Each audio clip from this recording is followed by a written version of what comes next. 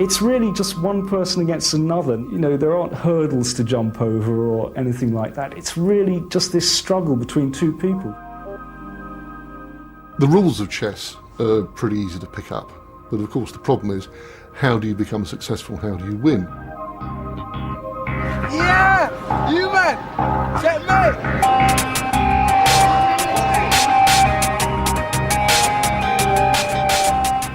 People think it's a measure of intelligence, and it isn't. It's a measure of chess ability, that's all. This is fantastic. Chess is the best idea we ever had. It's just two guys, no chicks. It's just man to man, cultured, urbane, civilized, male stuff. I think chess can be for anyone, like anyone can enjoy it, and you can be old, young, male, female, trendy, not trendy. It's not really an issue as long as you just enjoy it and you have fun. Oh, one more thing. How'd you actually play chess? It looks more difficult than it is. But sometimes when you try to explain this to people who can't play chess, they go, oh, terribly difficult, can't do that kind of... Yes, you can. There are simple rules that if the nation followed these simple rules, the standard of chess would improve overnight.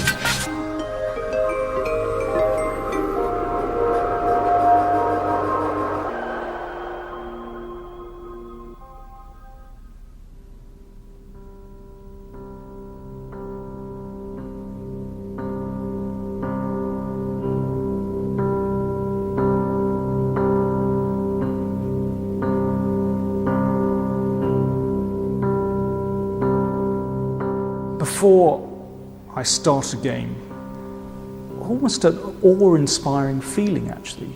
You have this blank canvas in front of you and you realise that on this day it's possible that you could actually achieve immortality. Well, it's a moment pregnant with possibilities. It's like a sort of silk sheet that is about to be, torn. At the start of the game, then the pieces are all on the back rank, behind the pawns, which move rather slowly. So really, the first stage in the game is to mobilise your forces.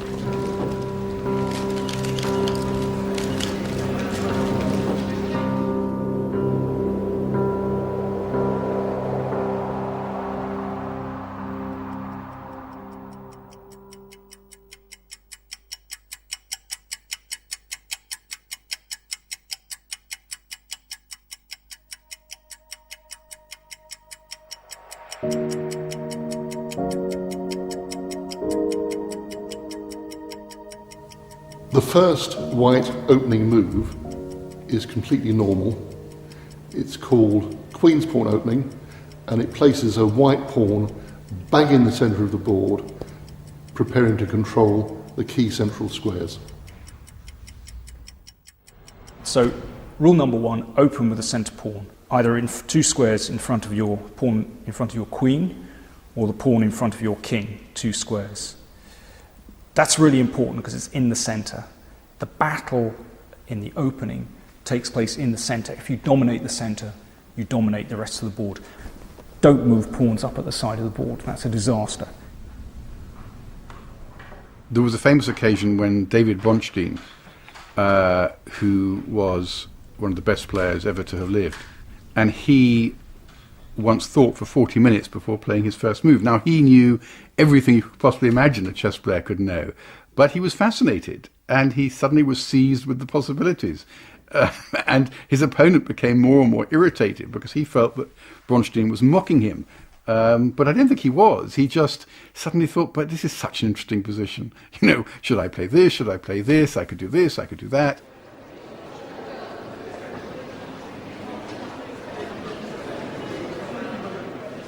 Second rule, bring out your pieces, and that means normally your knights and your bishops first. So let's bring out a knight.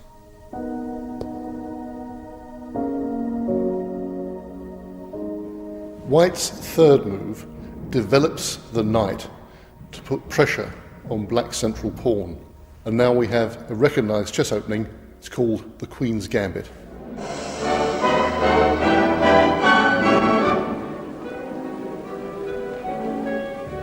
All chess openings have a name, and some of these really strike a chord, and some of them are quite whimsical.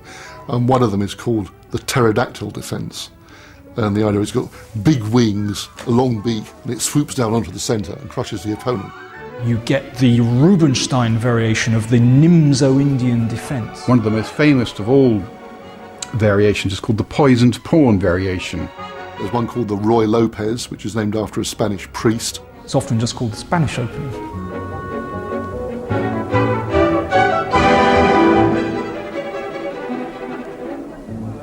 Well, I suppose there's the hippopotamus opening, which has been quite beloved of various British players. There are openings like the elephant gambit and the hippopotamus, which one wallows in one's own first few ranks before later launching forward. The hedgehog. There's the dragon variation of the Sicilian defence. Now, some people say it's because the shape of the pawn structure resembles a dragon. Well, with the dragon, it's certainly the shape of the pawn structure, and it may be with the hippopotamus too. But it also, the nature of the game is such that the player who uses the hippopotamus defence is kind of lurking under the water, waiting for the opponent to get carried away, and then they're going to kind of emerge and bite them.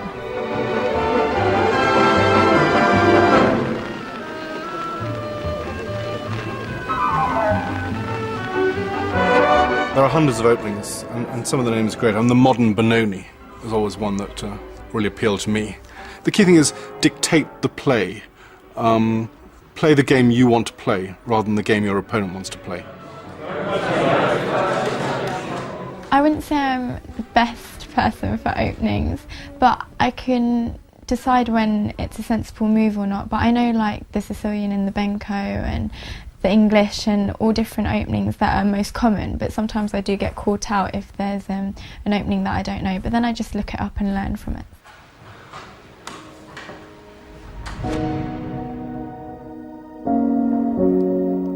White's fourth move is a knight move, bringing out one more piece into the centre and helping to complete White's development.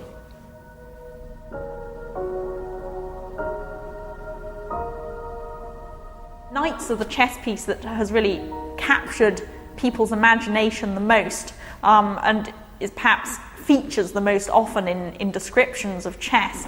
So there's something about the way the knight moves that obviously has general appeal. Oh, how does the racehorse move again? It's not a racehorse, it's a knight. In general, I'd say that knights are the king's best friend, just as dogs are to men. They can defend a king, they can go forward and attack the opponent's king, and even while stationary, they can jump so many squares that no other piece can dream of doing. And also, it's best if you have them in the centre rather than on the side, because then they can attack more squares and attack more pieces and have better control over the board. Like some people say knights on the rim are dim, basically, where if they're on the rim they're not very good, but if they're in the centre they're like very good.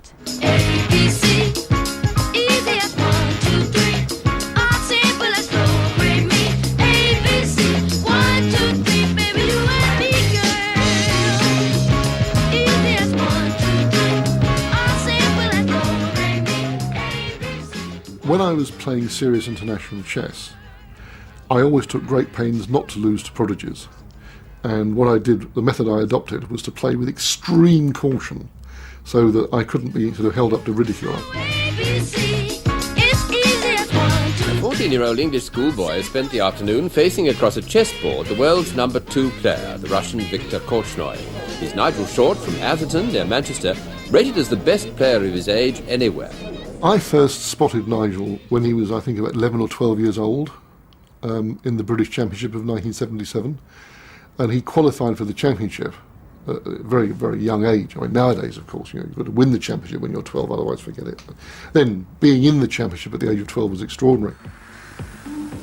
Nigel Short of England playing white against Tony Miles, also of England, playing black.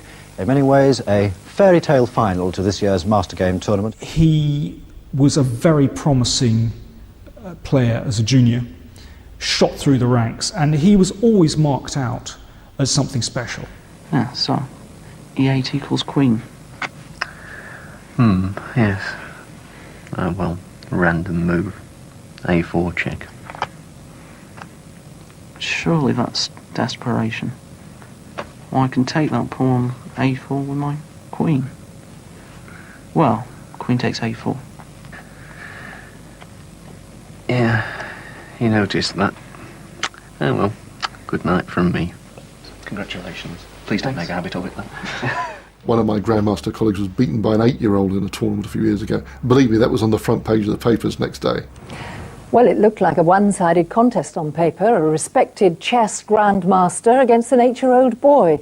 But David Howell astounded the chess world by taking victory against the former British champion, Dr. John Nunn. I heard he was quite a good player, ex-British champion, so I thought I was going to lose quite badly. It was quite a surprise when I won. I found that when I was young, playing against slightly older men, perhaps 20, 30-year-olds, I never held any fear. Although I knew they were experienced and they'd achieved certain things, I always went into every game concentrating on my own strengths, and perhaps this put them off. I played Hull when he was 9, and he beat me, but only on time. I think if with more time I'd have beaten him. So I think at 9 he was not enormously strong. He was kind of strong for a 9-year-old. It doesn't matter if you draw, 8-year-old draws with Grandmaster isn't much of a headline. 8-year-old beats Grandmaster, you've got people beating their way to your door. So if I drew, I wasn't too upset, but I just didn't want to lose. And usually I managed to win, but the secret is do not lose under any circumstances.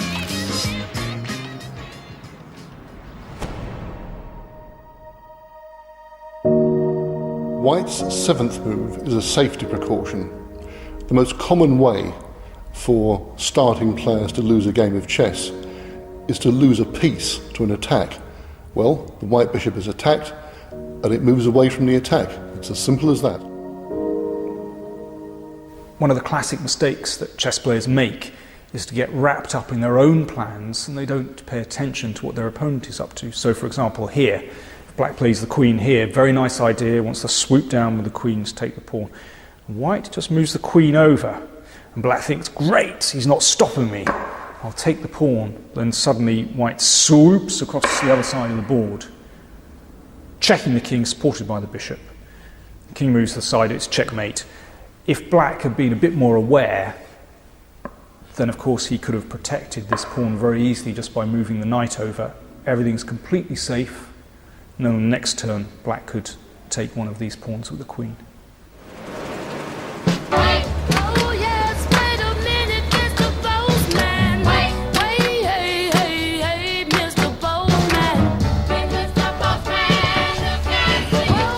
I run a club for postal chess players. I'm not enthralled to the postman because you can't be. You never know when he's going to come.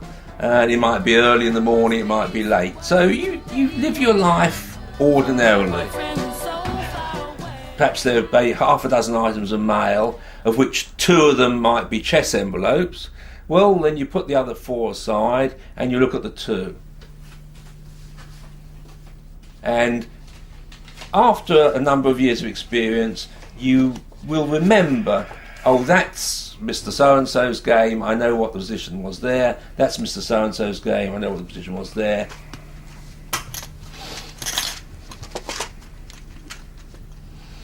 Now, sometimes it's very, very easy. I mean, if your opponent has captured an important piece, then if you can, you recapture. And then you close the envelope up and send it back to him. Sometimes, of course, it's very different. Sometimes after perhaps 15 moves or 20 moves, anything could happen. So you've really got to look at all the possibilities.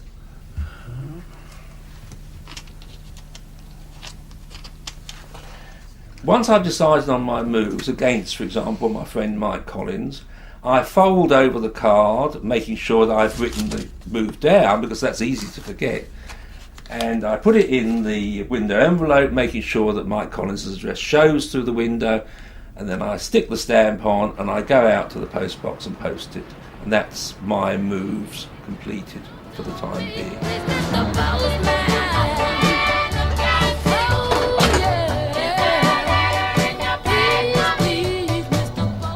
I think Victor's a very solid sort of player. Yeah, I think as regards postal chess, he's quite a good player. I think what I like about postal chess as well is that, you know, when you're playing in a club or on the internet, you've got that time pressure all the time. You've got to make a move within a certain, you know, a few minutes or whatever. But in postal chess, you can take as long as you like over one move, and you can really analyse deeply to get what you think, you know, is the best possible move in that situation. There's no doubt about it, if you play chess in order to have a rush of adrenaline, well then postal chess won't give it to you. I mean, if you want to play chess and get a rush of adrenaline, you must play against the clock. And what happens, of course, is when you play against the clock, you can play jolly well for an hour and a half, and then at the end, where you've got to make a certain number of moves by the time the flag falls, you make lots of mistakes and spoil all your efforts. To me, that's no attraction.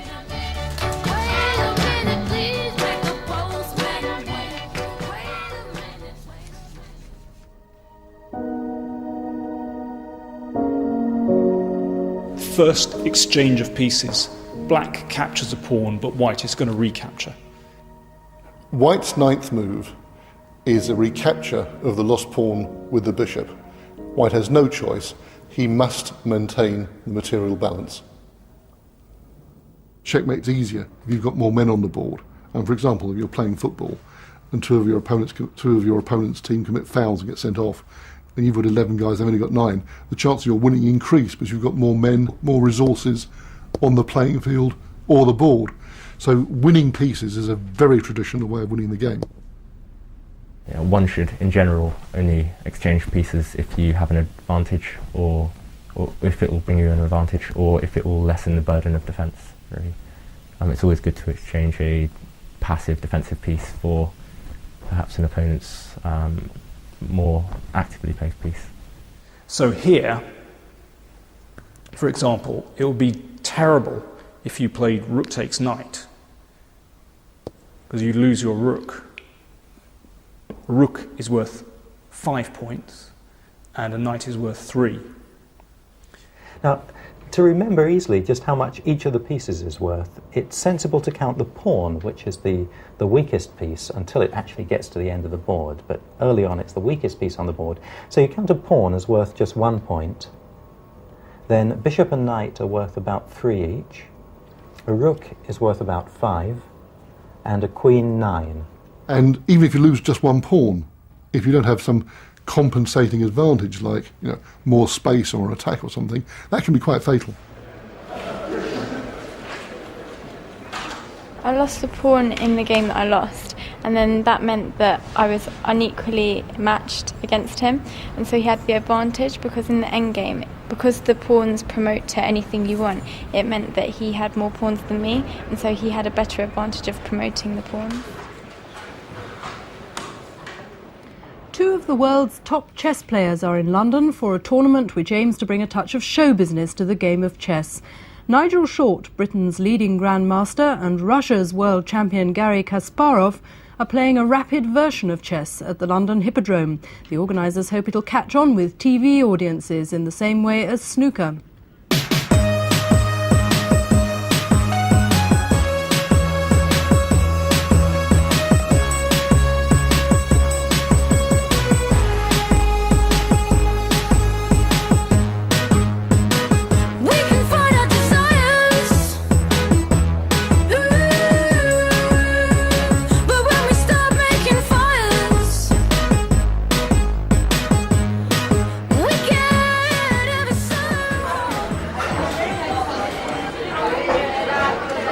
Speed chess, I've always found, is a good indicator of one's natural talent. It's all about instinct. You always tend to play the first move that comes into your head. It's quite hectic. It's quite good for people to watch because moves are being played so quickly and there's so much drama going on in such a short space of time.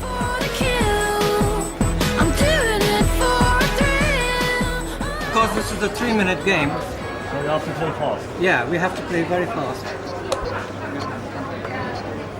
don't see speed chess as a variation of chess. I mean, you can play long-form chess, rapid play, all moves in an hour, let's say, or blitz chess, speed chess, all moves in 5 minutes, 10 minutes. I think all three forms of the game are valid.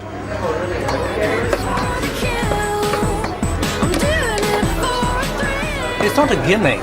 It's just partly like to increase the speed of what you like in chess. Chess is a game which you have logic and you have artistic bents like these guys. You know, you see patterns on the board, and that's the way. When you speed up the chess, you see the patterns quicker. Show him who the daddy is. Show him who the daddy is. Show me the daddy. I am the daddy. Okay, well, next. White's 10th move, castling the king into safety on the king side, and also getting the king's rook into the game. Standard device. In 99% of all top games, in top tournaments in chess, players castle. Why? Because it keeps your king very safe behind 3 pawns at the side of the board, and also it allows your rook, which was in the corner doing nothing, to enter into the centre. Again, the centre is where the battle takes place in the opening. Some people forget to castle. It's one of the more difficult rules. You know, moving the pieces is fairly simple. Castling, some people forget. Castle the king early on, get it into safety, so your king, the target of the enemy operations, is in security. So let's get the rules right. The king always moves 2 squares, whether you're castling on the short side or the long side, king side or queen side. And there can't be any pieces in the way. So here, you always move the king first. King moves 2 squares, 1, 2, and the rook goes over the king and next to it. That's castling. And if you want to castle on the other side of the board, again, the king moves 2 squares, 1, 2, and then the rook goes over and next to it. So there you go, 3 rules. Open the centre pawn, bring out your pieces, get castled.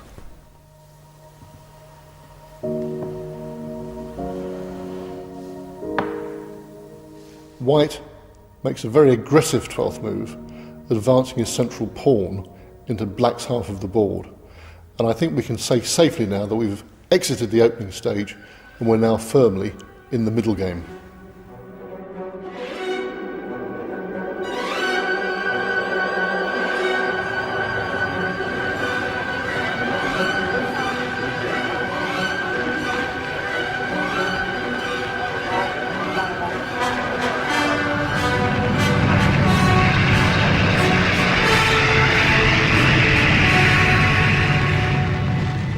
The middle game is normally when both sides have developed all of their pieces. And both sides have castled. And then the real battle begins. Right, this is it. Only one thing for it. Attack, attack, attack! Over the top, lads! Charge! Kicking back, no, leave me here! Oh, my arms and legs have come off! Oh, the blood! Oh, the horror! It's where large forces are operating simultaneously on all parts of the board. It's the most complicated part. And in the middle game is when you establish your advantage for the end game. And quite often, if you if you play the middle game right, there may not even be an end game. You may finish the other guy off in the middle game. Hooray! It's the Queen's own ketchup!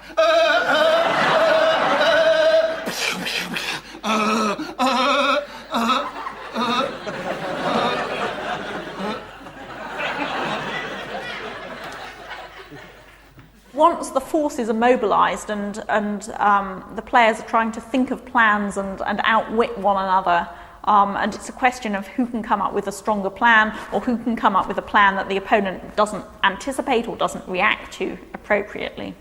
And that's when you have to really watch out for tactics and strategy. Strategy is long-term, but tactics are short-term hits where you can maybe gain a piece, win material.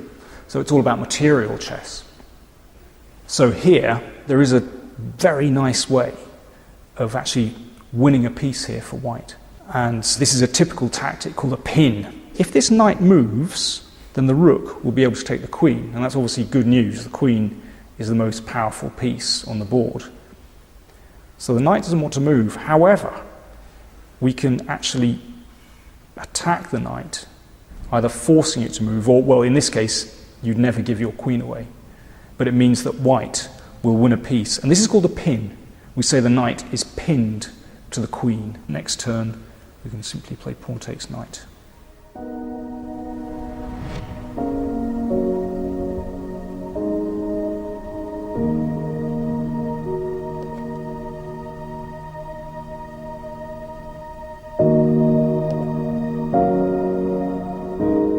White's 14th move. The white queen recaptures the knight, maintains material balance, and now white's most powerful piece occupies a focal square, bang slap in the middle of the board. It looks as if white could be doing well. In the opening, the queen tends to watch as you improve the rest of your pieces. It's placed relatively well at the beginning of the game, and therefore you wouldn't tend to use it too much until perhaps the middle game, when it can aid with an attack. This is an error that beginners commonly make, is to bring their queen out early because they want to go on the attack with their most powerful piece. But experienced chess players know that it's better to wait, that you have to mobilise all your forces before you're likely to be able to execute a successful attack, rather than going it alone with your queen. Madame Renoir-Chevrier, the only woman participating in the tournament, bridges the intervals until her next move by complying with requests for autographs. This is a man's world. This is a man's world. But it wouldn't be nothing, nothing without a woman or a girl. Women's chess is a very strange thing because, of course, there's a big debate about why is it that we don't have women of the same strength. There was Polgar, Judith Polgar, and she was high as ranked 6th in the world, I think. Constituting as they do 3/4 of the Hungarian women's team, the Polgars are an authentic chess phenomenon. The girls, who are educated at home by their child psychologist parents, have all been expert chess players since the age of 3. Judith, who's still only 12, is the best player of her age, regardless of gender, in the whole of chess history. Other people have said that there is a difference between male and female brains, or between male and female minds, that has been responsible for men being generally better at chess. Do you believe this? No, definitely I'm refusing it. When will there be a woman world champion? Well, maybe she's sitting next to me. I don't know.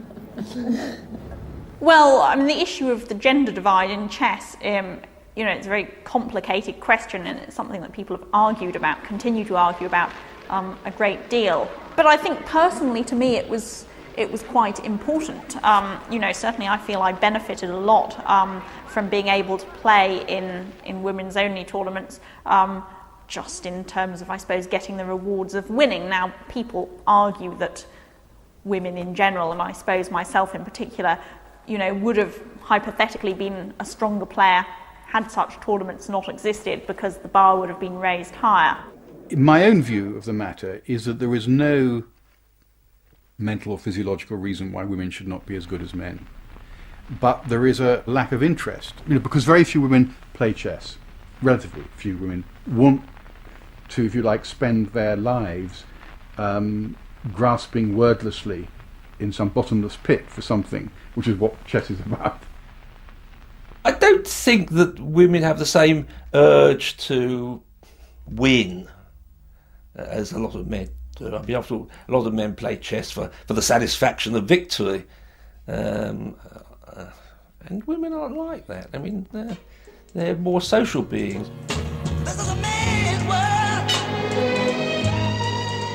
When I played when I was little, it was just a game, and if I lost, I lost, and if I won, I won.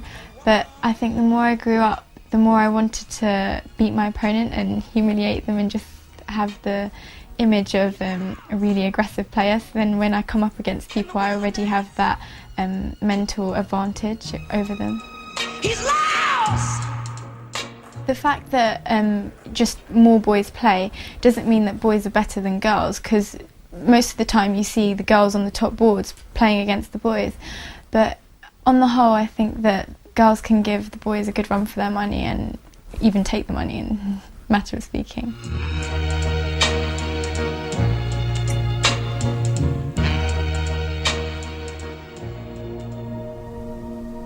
Black's 17th move. The bishop finally enters the game, but it does so with great effect, attacking White's queen and setting up dangerous threats on this long diagonal.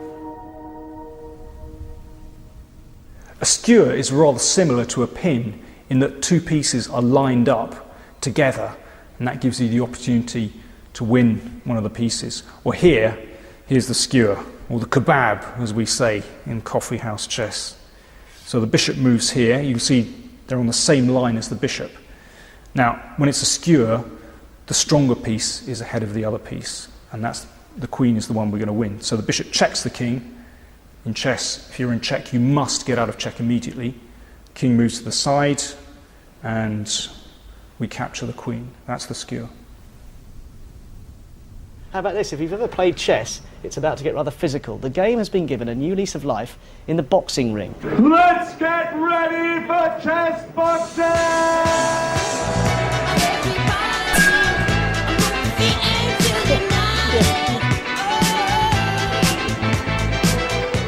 Chess boxing is interesting because it doesn't actually infringe on the rules of chess. It's a game of chess played by certain rules which are perfectly acceptable, and it's boxing played according to boxing rules which are also perfectly valid. So it's just a combination of two things. And of course it's going to appeal to a certain type of person, obviously rather more muscular chess players, or the more intellectual pugilists. You can win by knockout, checkmate, or running out of time allocated for your chess moves. Both sports are about strategy, mental agility, and knowing when to strike.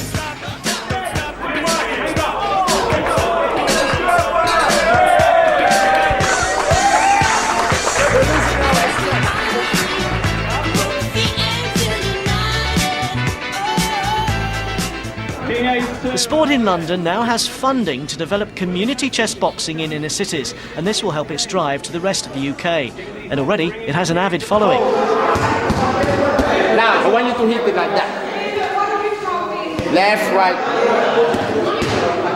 Bam, bam, bam, bam. 1, 2, 1. 1, 2, 4, 5, 6, 7, 8, 9, 10. The reason why boxing and chess go so well together is that they're complementary in a way. Both boxing and chess are one-on-one competitions. They both involve a lot of thought, tactics and strategy. It's just that in boxing you need the physical edge. In chess you're trained to use a mental edge.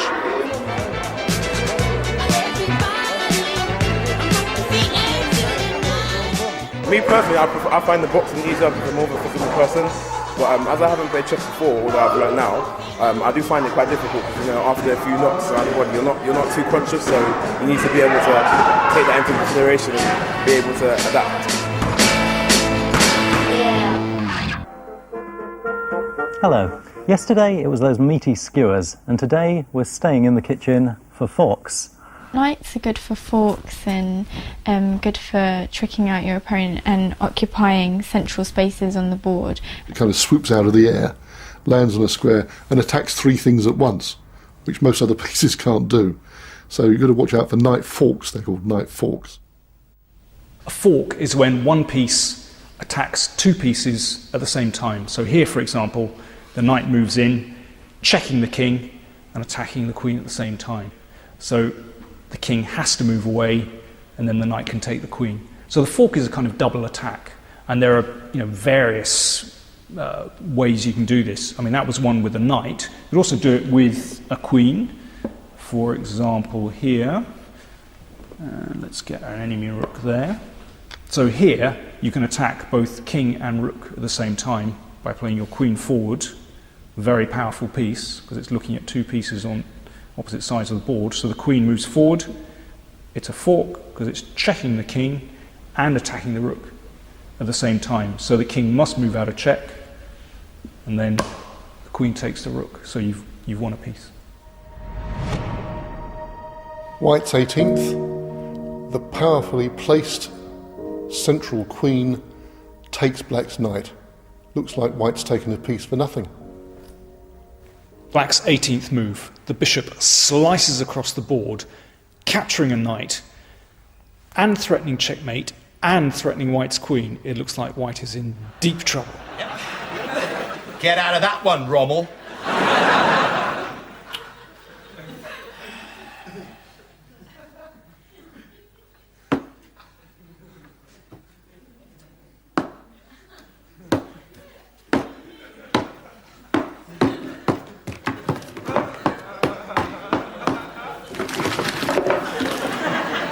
Checkmate.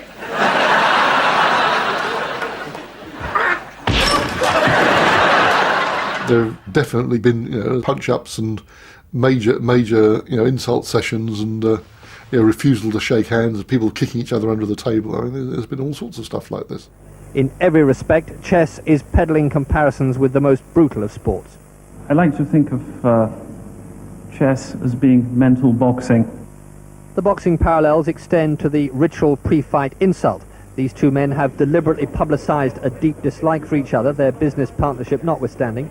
And today Short spoke not only of Kasparov's communist past, but also took a gratuitous sideswipe at his personal appearance. Anyone who has seen Garry Kasparov by the swimming pool will know that he's extremely hairy. In fact, the Norwegian women's team refer to him as the Rug. Mama! I think the worst thing I've ever seen is Viktor Korchnoi, one of the great chess grandmasters, almost became world champion. He swept the pieces off the board once when he lost a game against his arch rival Anatoly Karpov. Absolutely fantastic. And some chess players have come to blows across the chessboard, but thankfully I've never been on the receiving end of that, not yet at any rate.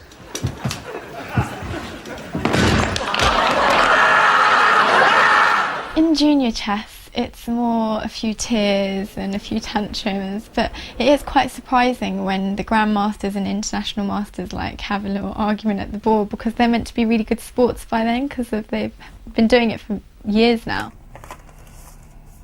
In postal chess, the disputes are about things like handwriting, which is not clear, so you don't know exactly what your opponent's moved, or occasionally misunderstandings. For example, you can move a knight and then your opponent doesn't know perhaps which knight you've moved, and so a few moves later you discover you're playing different games. But chess players, are human.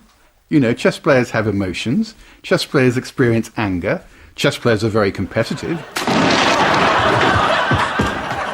It's only outsiders who are surprised by that. All insiders know that that's what chess really is. That you reach for, you've got to concentrate your aggression to such an extent that you will, it's like a brawl where you pick up an ashtray or a chair, whatever's going, you will use. And those on the inside of chess understand that, take that for granted.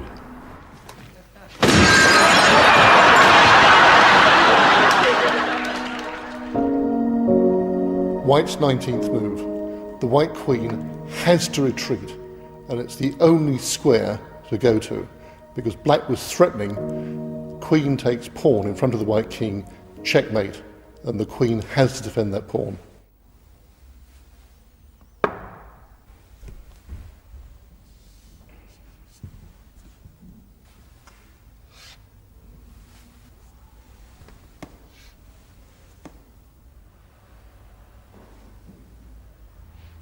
Black's 21st move, queen takes queen. Of course, white is going to recapture. It's a queen exchange, but that brings about an endgame.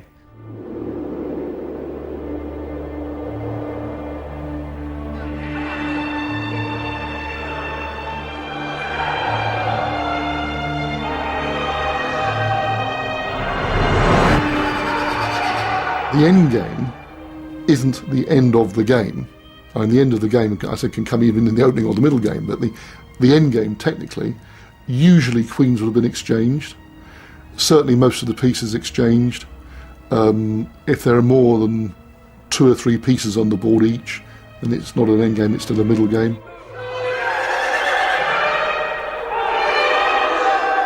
And the endgame is probably the most difficult part of chess because immense precision is required. And the endgame is the one, I suspect, where the strength between the really strong players and the not quite so strong players is most evident. I think that's where real strength tells.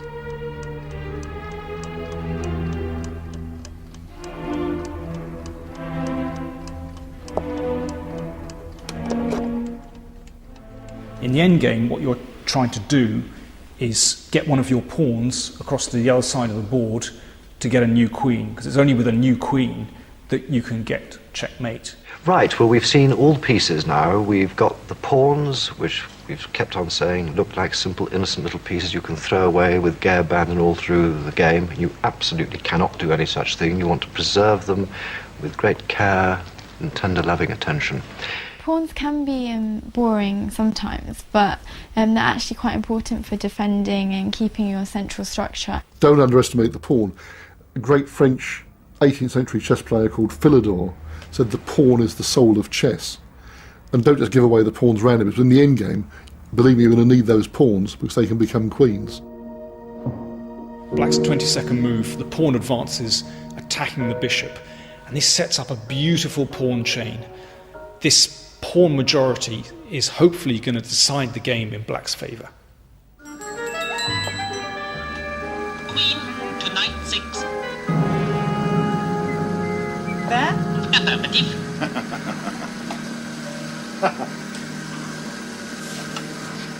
Even simple one-dimensional chess exposes the limitations of the machine mind. Bishop to queen 6. Mistress?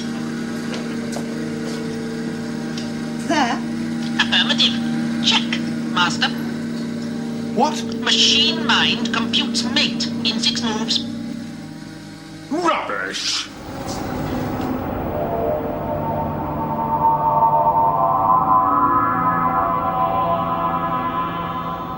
The computer Deep Blue has tonight triumphed over the world chess champion Garry Kasparov. It's the first time a machine has defeated a reigning world champion in a classical chess match. The ending relies on really good powers of concrete analysis. And of course that's where the computers have really had an enormous impact. One of the most powerful supercomputers in the world seemed to have the upper hand. Of the 2 contestants, only Kasparov could feel the tension and nerves that went with the occasion. If he lost, it would be a landmark in both the worlds of chess and of science. And that's exactly how it turned out. The game was over in just an hour. C4 has resigned. There was a period after Kasparov had lost to Deep Blue when I think the chess world was seized by a kind of collective global depression, and there were even quite strong international players who weren't allowed to take leave from their jobs to play in tournaments because the boss said, oh, chess is a trivial game, even computers can beat world champions now. There was one zeal to beat Garry Kasparov, and when a big corporation with unlimited resources would like to do so, there are many ways to achieve the result. For all my life, I've lived alongside computers. I've used them to help improve my chess, and it's pretty hard to imagine all those years ago when players would just prepare on their own, they'd help train themselves. I mean, it's a scary thought really, living without computers, but it's also scary to know that nowadays you can hardly play against a computer without it destroying you and seeing millions of different positions that you'd never even dreamed of.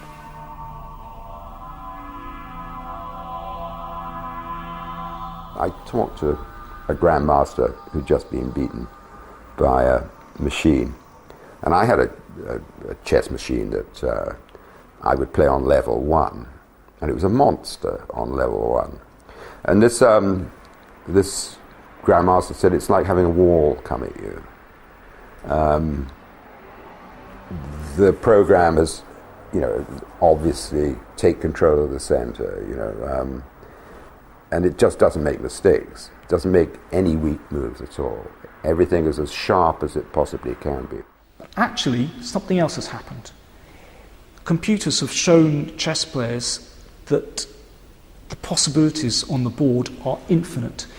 This is a cosmos on 64 squares. And computers have shown that there are so many different ways of playing the game. You're not limited to certain classical formal strategies. You can play chess in so many different ways. So actually, the game has exploded with possibilities since the arrival of computers. I once had a captain in a county match that I was playing in who asked me, have you put the positions on your computer? And I said, no, of course not. I consider that's cheating. But for him, he thought it was all right. I never played in his team again. Another thing, which may not be immediately evident, is that if somebody wants to use a computer at their end, it's difficult for them to do so without your finding out. Because, except for the most expensive machines, computers tend to play in a style of their own. They make certain types of moves which really give away their style of play. And you can't always be sure, but once or twice I've challenged opponents, and they have admitted in the end that they were playing computers, using computers. I can't understand why, because there's no satisfaction whatever in winning a game that machines won for you. Now, where were we? Mate in 6 moves, master. Oh, be quiet, K9. White's 25th move brings the king towards the middle of the board. In the endgame, the king is actually a powerful piece.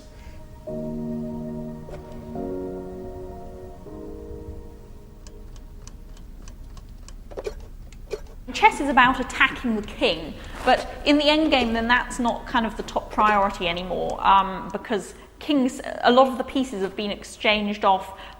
King's safety is rather less important. In fact, the king becomes an attacking piece. And what the players are really trying to do is one of them is trying to gain a decisive superiority in force that they can then ultimately convert to a king attack. Your job in chess is to checkmate the king and not to get checkmated yourself. So all sorts of things can be happening. You can be material behind, material ahead, but it's the king is the focus. The king, which you spend most of the early part of the game desperately trying to protect, becomes a very important fighting piece in the end game, with a value equivalent to about that of a rook in terms of its activity and what it can do on the board. And who is victorious in the end game is often decided by whose king is the more active.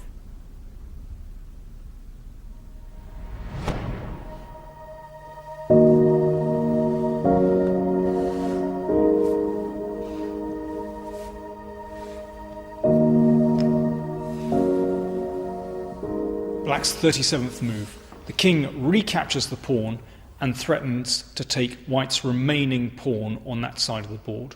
While maintaining the king's safety, it's important to help the king to maybe shepherd the other pieces forward, and a king is often the best protector of a pawn when pushing it for the other side.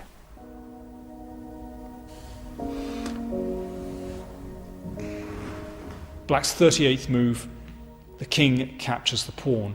For the first time in the game, Black actually has more pieces than his opponent.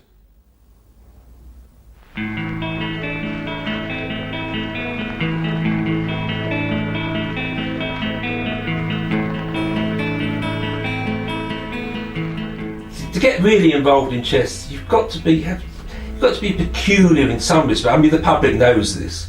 The public has got this idea of chess players being twisted personalities. Well, that's not entirely true.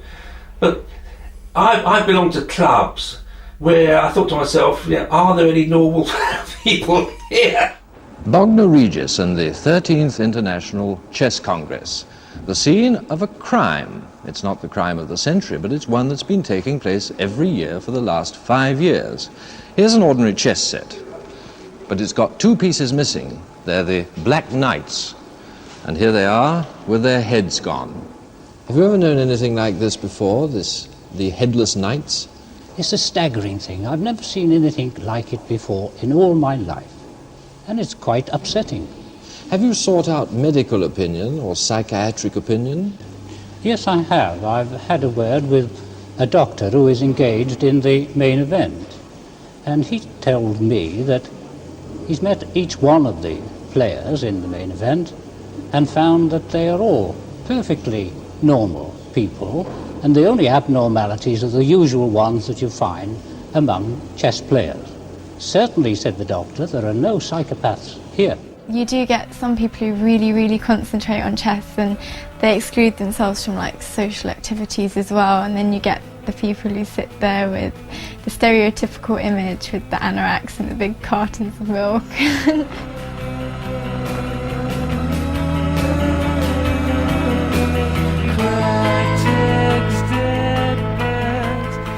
There is something very unclean about chess. It's very hard to define. You see it in Washington Square Park in New York, where the babbling drunks are all grandmasters. They're all screaming against the voices in their head. Here we are, underneath our umbrellas, drinking ouzo and salt, each behind his line of frozen prawns. That's what I love about you, Richie. What? You're completely insane.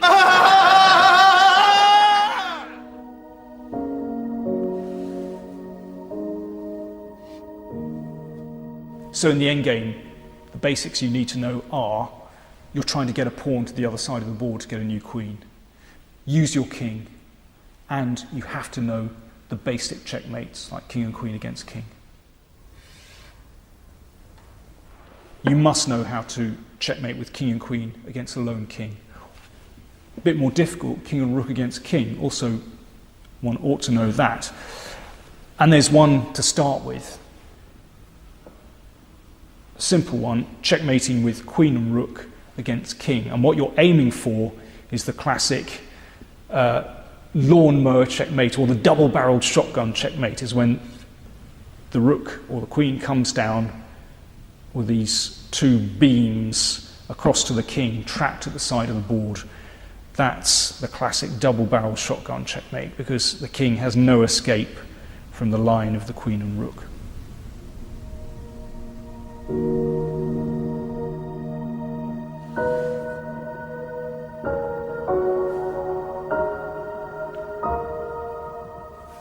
At this point, after Black's 43rd move, White resigned. His position is absolutely hopeless. While White's king is dealing with the pawns on one side of the board, Black will queen a pawn on the other side. With an extra queen, you can checkmate very, very easily. It's a simple win. Final position. Why did White resign? Basically, this endgame boiled down to a duel between the two kings, supported by their own armies of pawns. And in that duel, the Black king acted as a fighting unit. It was centralised, it supported its own phalanx, whereas the White king was held back, the pawns could not move as fast forwards, and in that duel, the Black king triumphed with its centrality and its mobility.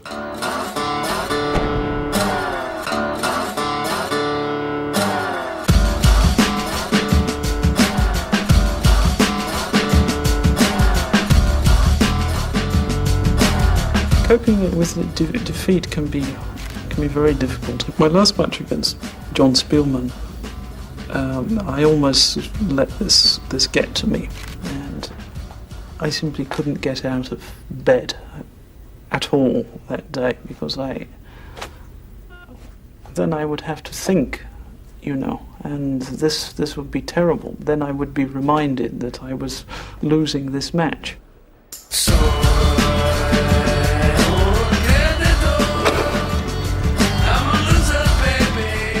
England have had their worst day yet.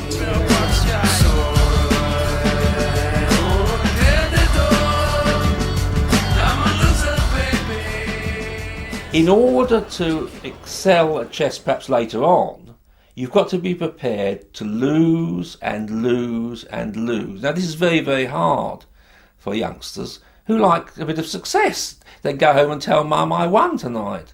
I know, playing in the World Under-20 Championship last year, the night before the last game, didn't get a wink of sleep because I was so nervous and I was so close to getting that title.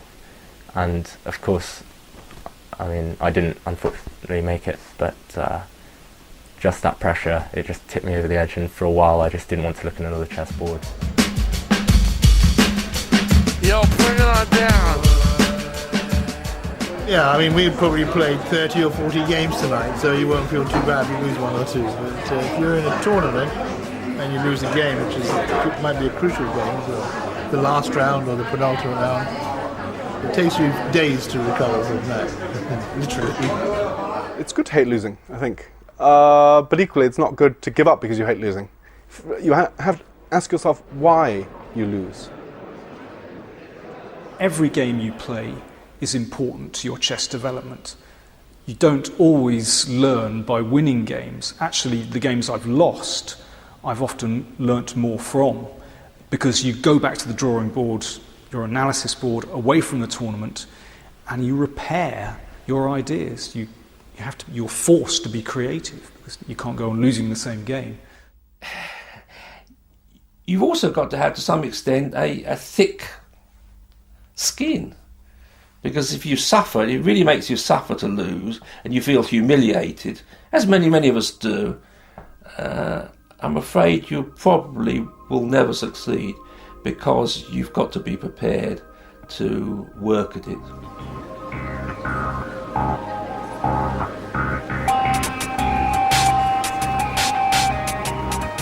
Trying to think of other little bits of advice one could give that might help people in their game. To just play as much as possible, to try and learn from your mistakes, maybe discuss it with the opponent afterwards. Make sure that when you actually do play, you keep your concentration up all the time, because there's so many different things that can always happen.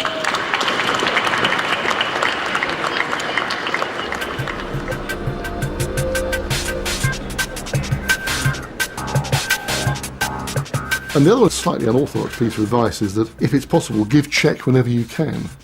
So it might be checkmate, you never know. You're not going to conquer the world in a week, but if you just keep going, and little by little, you'll make steady progress. I think the key thing is someone who's got patience and determination to succeed. I think you've got to have patience to play the game without getting distracted, and you've got to want to win, otherwise the whole thing becomes pointless. And to stay at a decent level, you have to play chess as much as possible. You know, it's like any discipline. If you fall out of practice, you get rusty. That's basically it. So basically, keep playing.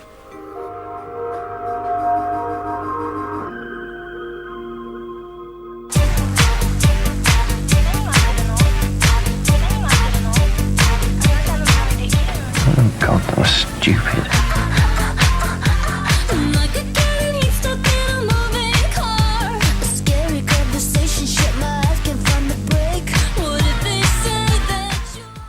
More winners next tonight as an evening of vintage racing kicks off with a profile of Jackie Stewart.